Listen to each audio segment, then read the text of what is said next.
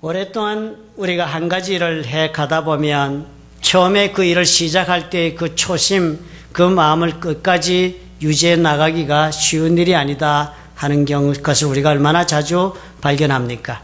처음에 그 마음, 또 처음에 가졌던 그 생각, 또 처음에 세웠던 그 계획을 끝까지 지속한다는 것 대단히 어려운 일이 되고 있습니다.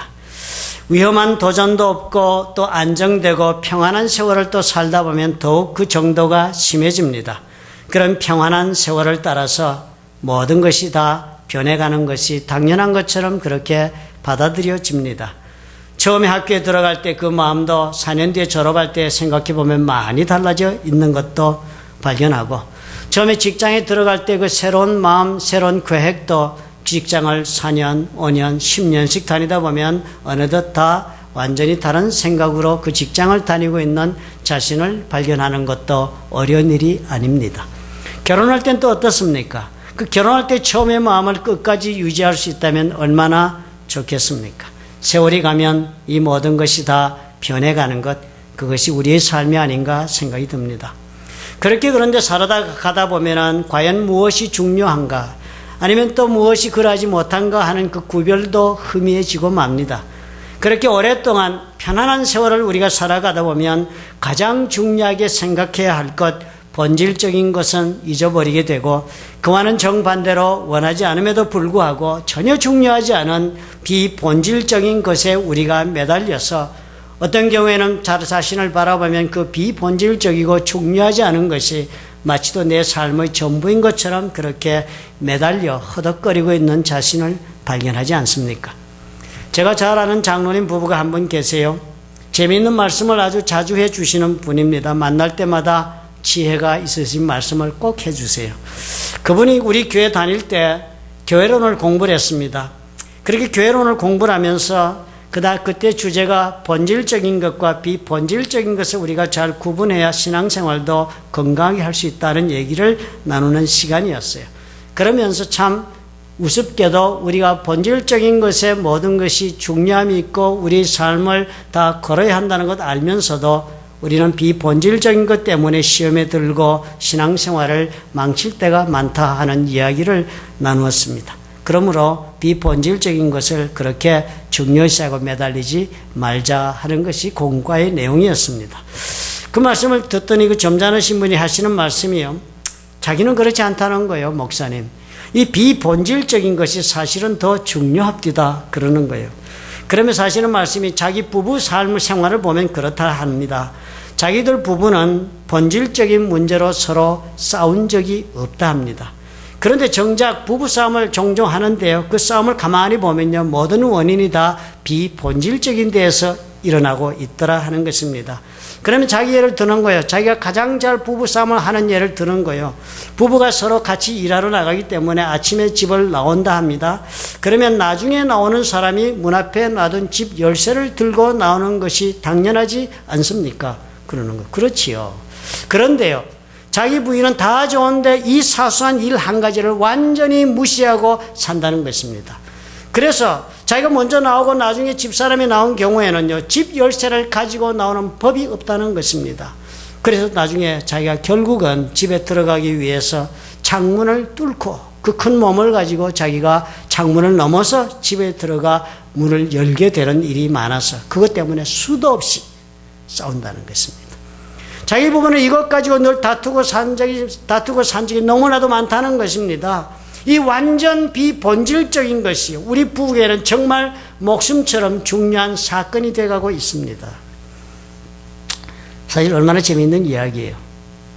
서로가 이 근본적인 문제에서는 다 합의가 되어 있는데 그 근본적인 합의를 수행해 나가는 현실적 실천에서 갈등이 많다는 것입니다.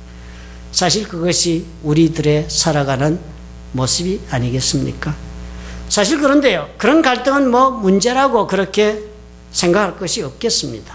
왜냐하면 어디까지나 이런 갈등은 비본질적이다 하는 것을 쌍방이 서로 인식하고만 있다면 그것 때문에 싸우기도 하고 갈라서기도 하고 서로 씨름하고 그랬다 할지라도 그 비본질적이라는 것을 서로가 인식하고 목숨만 걸지 않는다면 괜찮을 것입니다. 궤도 이탈이 없을 테니까요. 걱정할 것이 없겠습니다. 그렇게 하면서 우리는 저 먼 곳 그 목적지를 향해서 걸어가는 것이 우리의 인생이 되지 않겠습니까? 그리고 그렇게 가는 것이 또한 우리 신앙인의 길이요, 예수 믿는 사람들이 궁극적으로 걸어가는 길, 또 교회 생활의 길이라 할 수도 있겠습니다. 본질적인 것을 잃어버리지 않는다면, 그렇게 우리가 살아갈 수만 있다면 엎치락 뒤치락 하더라도 한 가지는 꼭 남겠습니다.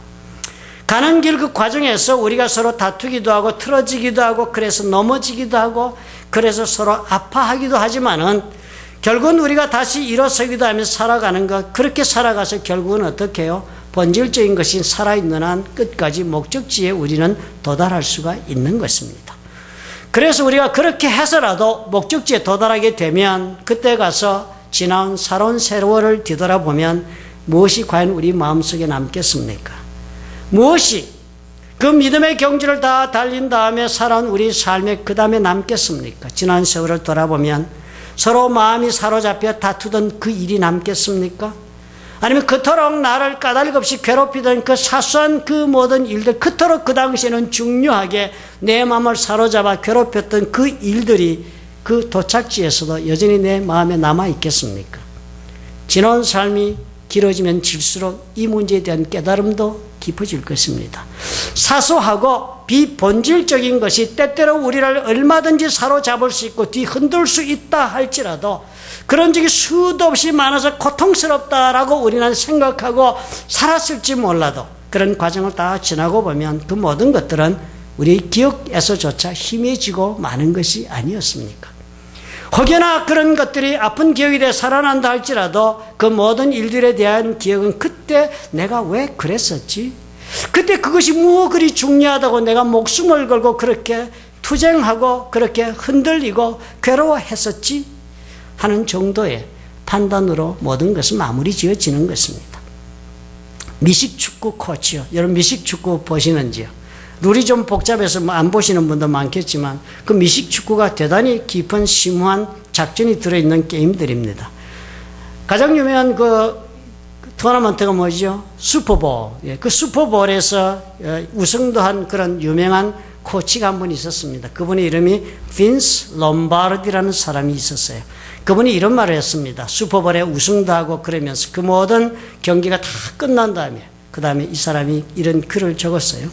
관중들의 환호가 사라지고 스테디움이 텅 비고 난 후에 신문기사의 헤드라인으로 이름이 오르고 또 그리고 난 후에 모든 것이 다 잦아들고 조용하게 된 후에 내 자신의 방으로 조용히 돌아와서 슈퍼볼 링을, 그 반지 우승하면 주잖아요.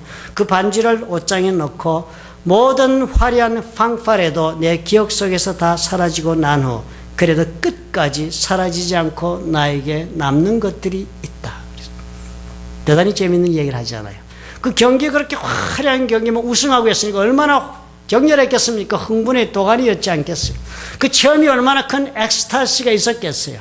그런데 그 열광적인 그 모든 사건이 다 끝나고 나서 조용히 집으로 돌아와서 그 우승의 기념을 받은 그 반지도 옷장에 넣고 다 정리하고 나면 그래도 그 경기도 다 끝나고 그랬지만 남는 것이 있다는 거예요, 내 속에. 그러면서 그 사람이 세 가지를 적었습니다. The dedication to excellence. 최고로 해보겠다고 dedication, 헌신한 것. 최고로 해보겠다고 내가 최선을 다한 그것이 남는데요. 그저 그럭저럭 한번 뭐 축구 해보겠다 하래 최고로 축구 경기를 한번 해보겠다고 우리가 온 삶을 걸었던 그 데디케이션, 축구 경기, 최고 경기를 위한 헌신이 기억에 남는데요, 내 속에. 그 다음 두 번째로 이 사람 남는 것이 있답니다. The dedication to victory. 승리를 하기 위해서 온 힘을 쏟고 헌신한 것, 그것이 남는데요. 세 번째는 지금 내가 살고 있는 이곳을 더 좋은 것으로, 더 나은 삶으로 내가 만들어 보겠다고 내 모든 것을 바친 그 데디케이션, 그 헌신이 남는다는 거예요. 이 세 가지를 이야기해요. 그것이 우리 속에 끝까지 남는 것들이다. 사소한 모든 경기의 내용도 남지 않는 거예요. 어떤 경기에 이기고 지고 뭐 어쨌다 이런 게 남는 게 아닌 거예요. 관중들이 얼마나 열광하고 우리가 얼마나 그 정말 영광을 받았는가 이런 것들이 남는 것이 아니고요. 그 모든 경기의 과정을 우리가 겪어오면서 1년 내고 경기하지 않아요? 1년 내에 살아남기 위해서 경기하지 않으면 지면 탈락되니까 끝까지 남기 위해서 최고의 경기를 하려고 온 힘을 다하고 온 사람들이 함께 최선을 다한 그것이요, 남는다는 거예요. 우리가 최선을 다했었다. 승리하기 위해서 최선을 다했었다. 조금이라도 지금보다 나은 경기를 해버리고 나은 삶을 만들어 보겠다고 최선을 다했었다. 그게 남는다는 거예요. 헌신이라는 이 단어요, 우리말로 번역하니까 대단히 좀 종교적으로 들립니다. 교회에서만 많이 쓰는 것 같았어요. 그러나 사실 그 뜻은요, 대단히 광범위하게 우리 삶에 적용될 수 있는 단어입니다. 나의 모든 삶을 바친다는 거니까요. 내 자신을 바친다는 거예요. 그것은 무슨 일을 할 때 내 모든 전 존재, 내가 모든 것, 내 가지고 있는 모든 것과 내 능력과 내 삶 전체를 바친다는 거예요. 우리 쉬운 말로 나의 모든 것을 건다 하는 것입니다. 무엇을 위해서 내가 이걸 하는가 하는 게 중요하다는, 그게 남는다는 거예요. 인생에서도 그게 남는다는 거예요. 교회에서도요. 그것이 끝까지 내 속에 남는 거라 하는 것입니다. 그러니까 우리가 살아가는 가정에서요, 내가 무엇을 위해 이것을 내 삶을 거는가 하는 것이 가장 중요한 본질적 선택이 되는 것입니다. 이것이 중요한 거예요. 그리고 이것을 내가 끝까지 잃어버리지 말고 살아야 해요. 살다 보면, 신앙생활 하다 보면 흔들리는 것 많고 깨어지는 것 많고 넘어질 때도 많지만, 그럼에도 불구하고 내가 무엇을 위해서 지금 살는데 라는 그 깨달음, 그것을 끝까지 품고 걸어가는 것이 중요하다는 것입니다. 그렇게 살아야만 나중에 인생 다 살고 나서 그때 자기 인생을 돌아볼 때, 내 인생 그래도 이거 하나는 했구나 하고 남는 것이 있다 합니다. 모든 것이 그렇잖아요. 개인의 삶도 그런 것입니다. 우리가 아무리 살아가면서 많은 일을 성취하고 무슨 결과를 내고 무엇을 손에 넣고 아무리 그랬다 할지라도 그것이 남는 것이 아닌 것입니다. 무엇을 위해서 내가 지금 이렇게 이 모든 일들을 해왔던가, 내가 무엇 하자고 지금 이렇게 오늘까지 살아왔지 하는 그 질문에 대한 답이 중요한 것입니다. 그 질문에 대한 답이 내 인생이 되는 거예요. 여러분, 교회도 그렇습니다. 교회가 탄생하고 발전하고 성장하고 그리고 여러 가지 역사를 교회가 경험하죠. 인생과 똑같습니다. 개인의 삶이 걸어가는 길과 교회가 걸어가는 길 다 하나님의 뜻 안에서 똑같습니다. 그러나 그렇게 우리가 걸어가는 길이라 할지라도 그럼에도 불구하고 한 가지 중요한 질문에 대한 답을 잃지 않는 사람과 교회가 되어야 해요. 무엇을 위해 나는, 그리고 우리 교회는 모든 힘을 쏟는가? 무엇을 위해 우리는 헌신했는가? 나는 무엇을 위해 내 삶의 모든 것을 오늘 걸 수가 있는가 하는 질문이 있어야 하고, 그것에 대한 여러분 답이 있으셔야 해요. 왜 이런 질문이 중요하겠습니까? 이 질문이 우리로 하여금 그 문제에 관심을 갖게 해줍니다. 그리고 관심을 가진 만큼 그 문제에 온 힘을 집중적으로 쏟을 수 있도록 만들어줍니다. 이 질문을 잃어버리면 그러면 인생이 어떻게 되겠습니까? 초점 없이 살게 됩니다. 그저 좋은 아저씨, 좋은 아줌마로 사실 수는 있지만 그 인생에 초점이 없어요. 이것저것 바쁘고 분주하게 사십니다. 그러나 바쁘고 분주하기만 하세요. 의미 있는 삶, 그리고 정말 내 인생이 사는 것 같다라는 그런 기쁨과 만족이 있는 삶은 살지 못하십니다.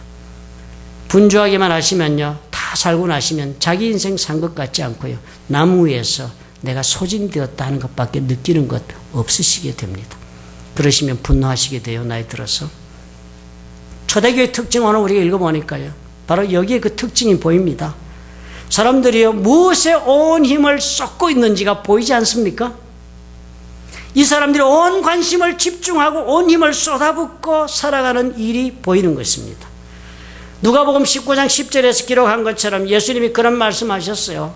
예수님이 이 땅에 온 이유를 설명하시면서 인자의 온 것은 잃어버린 자를 찾아 구원하려 함이다 그랬습니다. 그래서 그 말씀대로 이 사람들이 살아가고 있는 것이 눈에 보이는 것입니다. 열심을 다해서 그것을 붙잡고 살고자 거기에 목숨을 거는 성도들의 모습이 보이는 것이에요.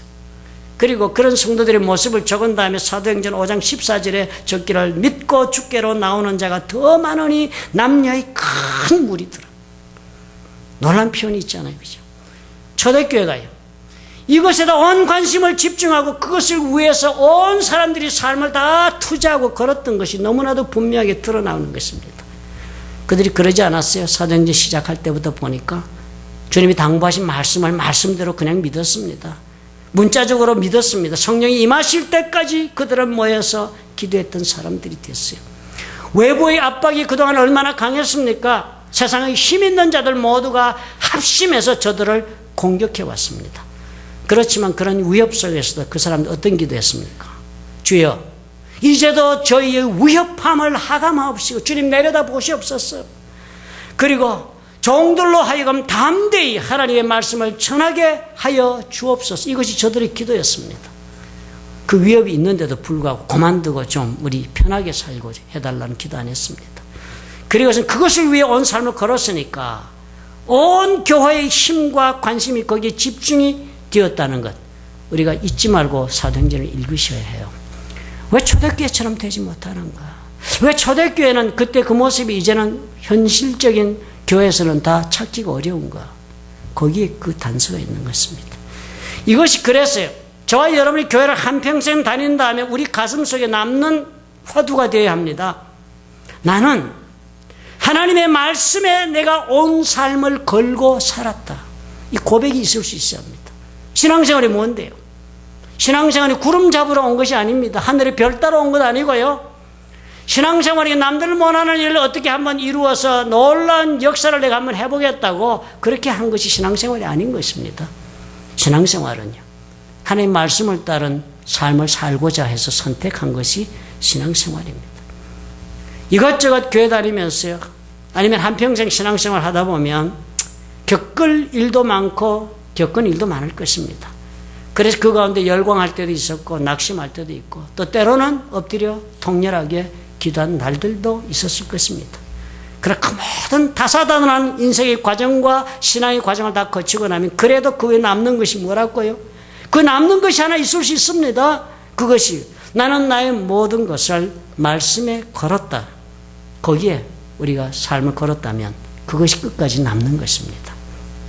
오늘 본문을 보니까요, 초대교회 사람들이 이렇게 사는 것 위에 더해서 하나님께서 한 가지를 더 우리에게 놀라운 사실을 보여주고 계십니다. 사도행전 5장 12절부터 13절에 기록된 걸 보니까요, 똑같은 기록 같지만 완전히 다른 차원의 기사가 나옵니다. 사도들의 손으로 민간의 표적과 기사가 많이 되며 믿는 사람이 다 마음을 같이 해서 솔로몬 행각에 모였다. 그리고 그 나머지는 감히 그들과 상종하는 사람이에요. 사람들이 두려워하면서 가까이 상종은 안 하지만 백성들이 칭송을 합니다. 그리고 났는데요, 그러더니 세월 시간이 가면서 믿고 죽게로 나오는 자가 더 많으니 남녀의 큰 무리더라. 더 많이 오기 시작한 거예요. 사람의 일이 아닌 것입니다. 그런데 이 사건이 언제 일어났습니까? 이 장면은요, 아나니아와 삽비라의 사건 직후에 일어난 기록이라는 사실을 우리가 주목해야 합니다. 이 사건 이후로 엄청난 성령의 역사가 상상을 불허하는 스케일로 규모로 그렇게 일어나고 있는 거예요. 그 역사가 일어나서 5장 15절은 적은 것 보니까 심지어 병든 사람을 메고 거리에 나가 침대와 여 위에 뉘고 베드로가 지날 때에 혹 그 그림자라도 뉘게 덮일까 바라고 놀란 기록을 적습니다. 그리고 예루살렘 그럼 허다한 사람들이 다 와가지고는 어떻게 해요? 모두 다 나음을 얻었다 그랬습니다. 엄청난 역사를 보잖아요. 예수님 계실 때도 이런 기사는 없었습니다. 예수님 계실 때도 예수님을 혹시 지나가는 그림자가 그 거쳐서라도 병이 나을까요? 그 자리에 들어 누워 있었다는 기사가 없었습니다. 그때보다 더 엄청난 사건이 벌어지는 거 아닙니까? 하나님께서 베드로와 사도들과 그리고 그 교회를 직접 그 손으로 붙잡으시고 능력 가운데 지금 쓰고 계신 장면이 기록되어 있어요. 이 내용을 보면서 우리 한 가지를 쉽게 발견할 수 있습니다. 참 그렇구나. 이 사건이 아나니아와 삽비라의 사건 직후에 일어난 것을 우리가 본다면 우리 깨달을 수 있는 거예요. 하나님께서 능력 가운데 능력을 부어주시면서 그렇게 쓰시는 개인이나 교회는 순수해야만 한다. 순수해야만 한다. 순수해지면 하나님 능력 부으신다 하는 거예요. 디모데후서 2장 20절 21절도 그 말씀이에요. 큰 집에는 금과 은의 그릇이 있을 뿐 아니요 나무와 질그릇도 있어요. 귀 쓰는 것도 있고 천이 쓰는 것도 있다. 그릇이 그렇잖아요. 큰 집에. 그러면서 이렇게 적습니다. 그러므로 누구든지 이런 것에서 자기를 깨끗하게 못하게 하면, 이런 것에서 성경을 찾아보면요, 더러운 죄에서 말하는 것입니다. 자기를 깨끗하게 하면 귀 쓰는 그릇이 되어 거룩하고 주인의 쓰심에 합당하고 모든 선한 일에 예비함이 되겠다. 그렇게 디모데 후서에서 말하고 있는 것처럼, 이 아나니아와 삽비라의 사건으로, 이 사건 때문에 교회가 어떻게 됐습니까? 영적으로 더욱 순수하게 준비된 거예요. 그래서 그렇게 준비되니까 하나님께서 사도들과 그 교회를 들으시고 사용하시는데요, 엄청나게 능력을 부어주셔서 쓰임받게 하신 것입니다. 목적이 분명하고요.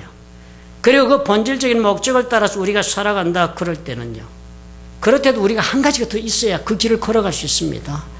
여러분, 아무리 신앙 가운데 하나님 앞에 결단하더라도요, 한 가지가 더 있어야 그 길을 성공적으로 걸어가실 수가 있지 않습니까? 그게 뭐예요?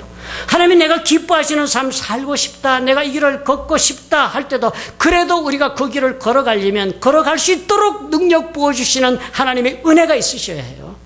아무리 여러분 신앙생활을 하고자 해도, 아무리 여러분 하나님의 역사에 쓰임받는 그런 사람이 되고 싶다 할지라도, 아무리 내 삶을 가지고 하나님께 영광을 돌리고 싶다 할지라도 그 길은 내 뜻으로 갈 수 있는 길이 못 됩니다. 어마어마한 사단의 공격이기 때문에 하나님의 은혜로 능력으로 기름 부어주셔서 내가 걸어갈 수 있는 길밖에는 선택이 없는 것입니다. 성경의 이야기를 보십시오. 여러분, 어느 누구 하나 예외가 없습니다.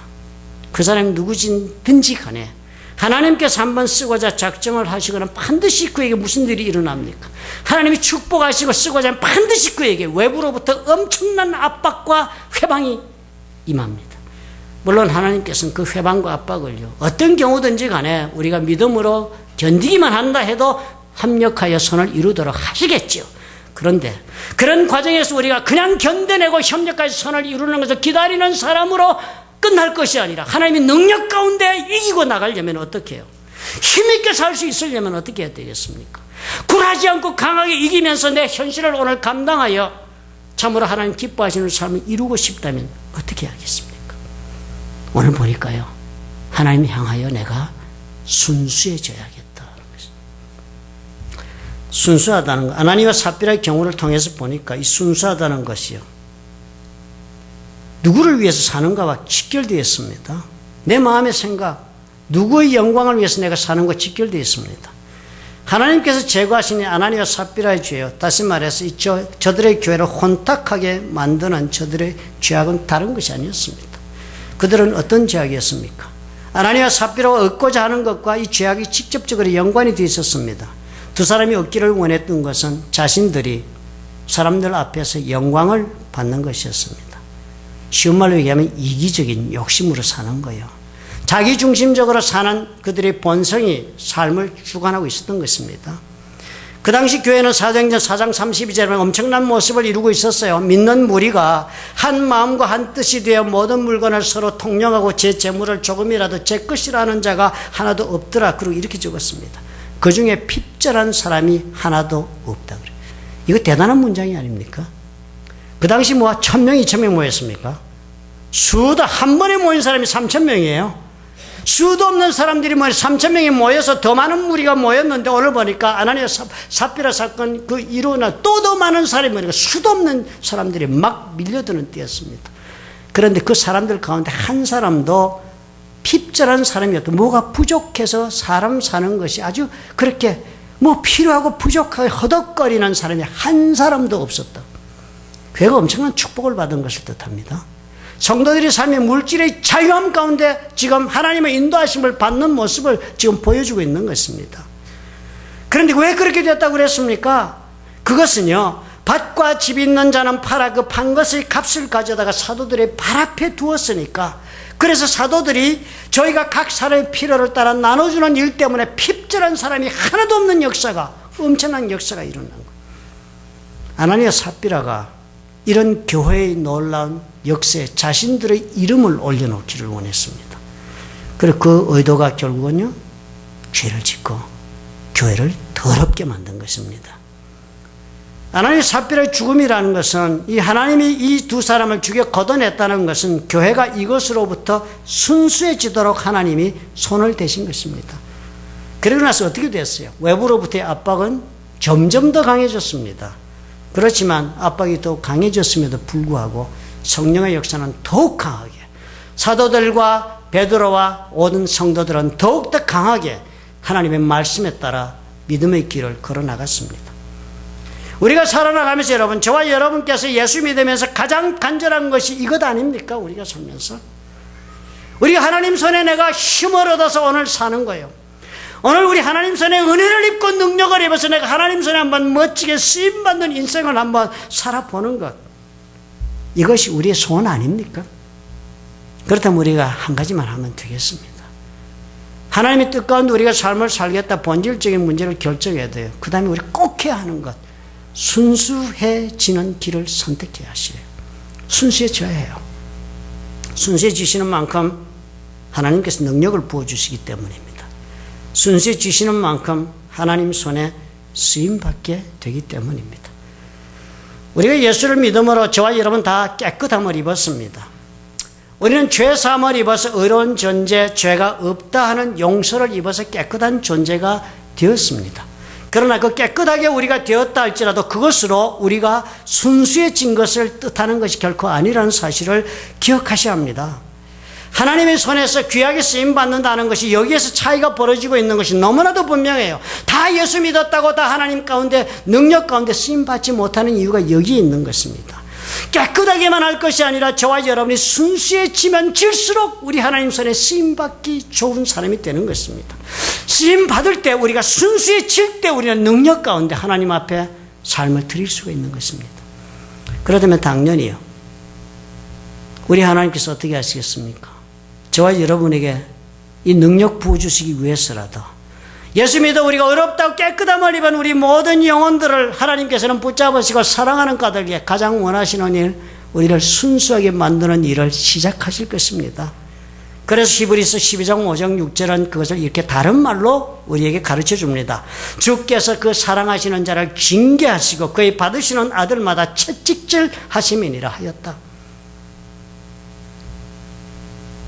징계하신다. 야단친다는 말로 이해하지 마십시오. 영어 성경 보십시오. discipline, 훈련하신다. 그 훈련이 고된 훈련이에요. 쉽게 한번 해봐, 못했어? 다시 해봐, 이런 것이 아닌 거예요. 채찍을 들고 하시는 거예요. 못하면 채찍이 내리치는 강한 훈련이에요. 하나님께 사랑하시기 때문에 그냥 둘 수가 없는 것입니다. 깨끗하게 된 만큼 더 순수하게 되어야겠다. 그래야만 내가 너에게 능력을 부어주어서 너로 하여금 귀하게 쓰임받아 영광을 하나님께 돌리는 삶이 되도록 하겠다. 그래서 하나님이 손을 대시는 것입니다. 결국은 그런 거예요. 우리가 예수를 믿어 죄사함 받아 씻음을 입고 깨끗하고 어려운 사람이 되었다는 건 출발점이에요. 그렇다 할지라도 우리는 한 가지 우리가 버리지 못하고 사는 것이 있습니다. 우리 마음속에. 우리 스스로가 어떻게 해요? 이기적 욕심에 사는 거 버리지 못하잖아요. 우리 스스로가 내 중심으로 사는 이 삶의 자세를 버리지 못하잖아요. 우리 스스로가 나의 죄악된 욕망으로부터 자유스럽지가 못하지 않아요. 이것을 없애가는 과정이 필요한 거예요. 그것이 순수하게 되는 길인 것입니다. 하나님의 손에서 여러분 능력 있는 삶을 원하신다면요, 피할 수 없는 이 과정을 걷게 된다는 거 기억하시기 바랍니다. 인생이요, 신앙생활이요, 그래서 교회입니까? 그리고 가정입니까? 그것을 통해서 우리가 무엇을 큰 업적을 이루어서 이름을 드러내고 사람들 앞에 내 존재가 인정받고 그래서 사람들로 하여금 탄성을 지르게 하는 것이, 그것이 우리 가는 길이 되지는 못합니다. 우리 하나님께서 우리에게 걸어가는 원하시는 길은요, 어떻게 내 영혼의 불순물을 제거하고 더욱 순수해질 수가 있을까? 그것이 하나님 우리를 인도하는 길입니다. 그래서 하나님 우리를 어떻게 해요? 디스플레인, 징계를 하시는 거예요. 아나니와 삽비라를 걷어내시듯이 우리는 가차없이 내 속에 있는 불순물, 내가 영광을 받고자 하는 이 이기적이고 내 중심적으로 사는 이 본성을 걷어내는 일을 시작하셔야 해요. 여러분, 제가 전에도 드린 금재련사의 이야기를 잊지 말고 삽시다. 우리 금재련사, 정금을 만들기 위해서 원석을 용광로에 넣고 불로 녹인다 합니다. 그렇죠? 그렇게 열을 극도로 강한 열을 가하면 그 돌이 녹습니다. 뜨거운 열이잖아요. 얼마나 뜨거워요. 그러면 원석은 녹게 되고 그 원석이 녹으면 불순물이 위로 탁 떠오릅니다. 그러면 그 불순물을 금재련사는 다 걷어내고 다시 열을 끊고 그 녹은 물을 식혀 굳히게 됩니다. 그럼 한번 그렇게 불순물이 떠올랐으면 다 불순물이 떠오른 줄 알지만 놀랍게도요, 다시 또 이 재련사는 열을 가한다고 합니다. 그래서 다시 또 이 원석을, 굳은 원석을 녹이면 참으로 신기하게도 이번에도 또다시 다른 종류의 불순물이 위로 떠오르는 것입니다. 그러면 그것을 또 걷어내고 식힙니다. 그리고 또 열을 가하는 거예요. 불같은 시험을 가하는 거예요. 그러면 불순물 또 떠오르고 걷어내고 식히고 또 열을 가하고 또 오르면 제거하고 또 식히고, 이 순수하게 만들어가는 과정이 금을 재련하는 과정이 된다 합니다. 여러분, 금방에 가서 제일 좋은 금 사실 때 금 몇 금 사세요? 21금 21번 이 재련을 했다는 거예요. 정금이 21번 그렇게 정확한 재련하면 정금이 된다 합니다. 물었습니다. 재련사에게 언제가 이 금이 가장 순수한 정금이 되는 때가 됩니까? 그래서 더 이상 불을 가하고 더 이상 이 불같은 시험을 가하지 않을 그때가 언제가 됩니까? 그러자 금재련사가 대답을 했어요. 그 녹인 물에 내 얼굴이 비칠 때, 그때가 완성이 된 때다. 그때가 정금이 된 때다. 그 말씀하시는 거예요. 하나님께서 우리를 순수하게 만들어가는 과정이 바로 여기 있습니다. 저와 여러분. 우리는 신앙의 길을 걸어가면서요, 신앙생활, 가정생활, 개인생활 다 같은 것입니다.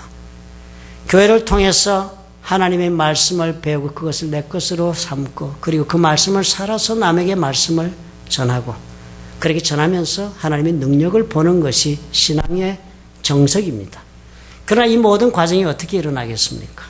이 순수하게 만들어 나가는 이 과정을 우리가 겪어 나갈 때 이 모든 것은요, 능력 가운데 이루어져 나간다는 사실을 여러분 잊지 마십시다. 이루고 있는 일을, 무엇을 누리고 있는 일에 우리의 삶의 목표를 두고 가면 우리가 결코 순수해질 수가 없습니다.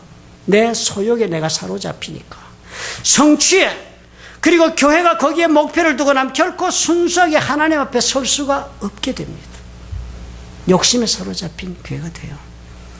우리는 우리 살아가는 모습 속에서 우리의 주인 되시는 예수 그리스도의 얼굴이 비춰질 때까지 내 자신을 연단하고 나의 영광을 위해 살고자 내 소욕을 버리는 이 훈련 속에서 내 영혼과 내 마음과 생각을 순수하게 빚는 이 과정을 기쁘게 선택하고 걸어가야 합니다. 그리고 교회가 여기에 열심을 내어야죠. 우리가 예수를 믿어 하나님의 자녀가 되도록 부름을 입은 것은요, 우리 삶 가운데 무슨 큰 업적을 이루어서 영광을 받기 위한 것이 아닙니다.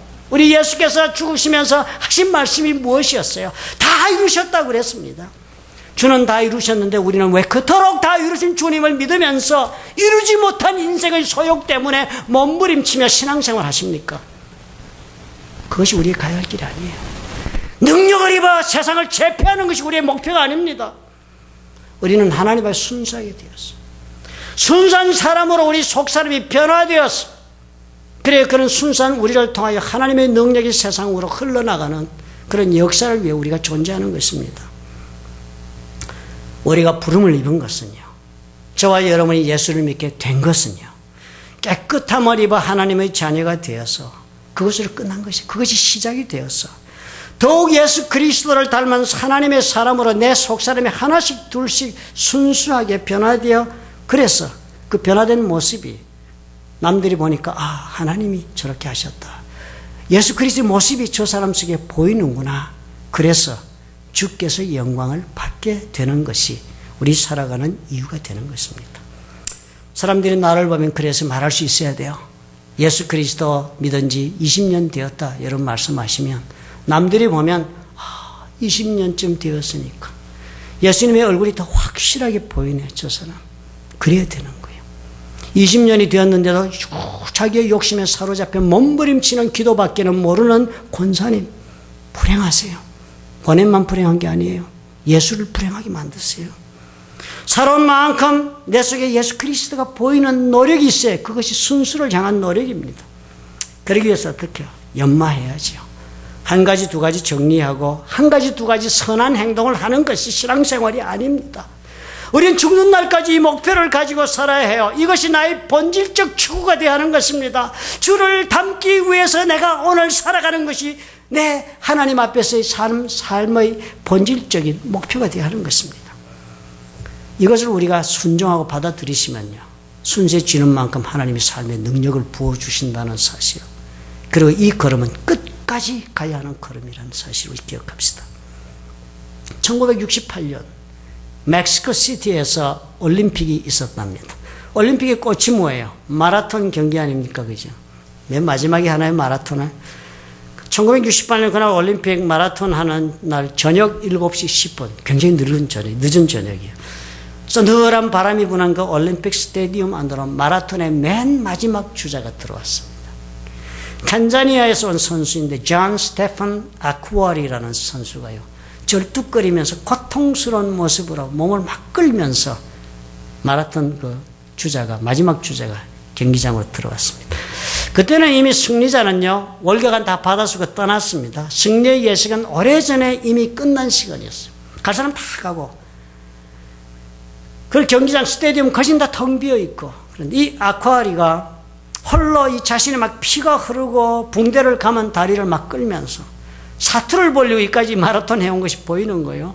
그러면서 스테디움에 들어온 마지막 피니시 라인 한 바퀴 더 돌아야 되지 않습니까? 그것을 막 쩔뚝거리며 도는 거예요. 아무도 없는 경기장에, 세상에. 그런데 그다지 몇 명 있는, 남은 사람들이 있는 가운데 다큐멘터리 필름메이커로 유명했던 버드 그린스팬이라는 사람이 있었습니다. 먼 거리에서 이 모습을 지켜보았어요. 대단히 흥미스럽잖아요. 이게 웬일인가 싶어서 아쿠아리에게 버드가 다가가서 물었습니다. 왜 이렇게까지 결승선까지 오면서 이렇게 고군분투를 하는가 물었습니다. 탄자니아에서 온 이 젊은이가 부드럽게 대답을 했습니다. 내 조국은 나를 이 먼 9,000마일이나 먼 곳으로 나를 보낼 때 경기에 한번 뛰어보라고 보낸 것이 아닙니다. 내 조국은 나를 이 9,000마일의 경주를 먼 곳에 보낼 때는 경주를 완수하라고 보낸 것입니다. 끝까지 달리라고. 영어로는 이렇게 적었어요. My country did not send me 9,000 miles to start the race. 경기에 한번 스타트 해보라고 보낸 거 아니라는 거예요. 마라톤 스타트하고 많이 포기하잖아요. They sent me 9,000 miles to finish the race. 경기를 완수하라고 날 보내셨다. 놀라면 표현하지 않았습니까? 탄자니아에서 누가 봐주는데요?